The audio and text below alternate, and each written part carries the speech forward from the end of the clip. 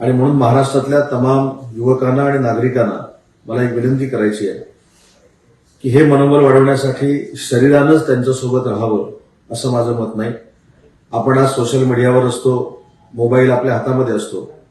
पाकिस्तानला धडा शिकवेपर्यंत आपल्या मोबाईलचा डीपी, आपल्या मोबाईलचा स्टेटस, आपले जेवढे सोशल मीडिया आहे तिथे फक्त आणि फक्त आपण जर आपला तिरंगा ठेवला तर सैन्याला देखील वाटेल की अख्खा महाराष्ट्र, अख्खा देश हा आमच्या सोबत आहे.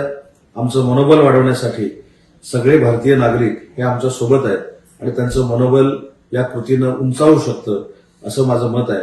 आणि म्हणून महाराष्ट्रातल्या तमाम नागरिकांना, देशातल्या तरुणाईला मी विनंती करतो की आपल्या सैन्याचं मनोबल वाढवण्यासाठी आणि पाकिस्तानला धडा शिकवण्यासाठी आपल्या प्रत्येक सोशल मीडियाच्या पेजवर आपण तिरंगा ठेवून भारतीय सैन्याला पाठिंबा द्यावा, त्यांचं अभिनंदन करावं एवढीच विनंती करतो.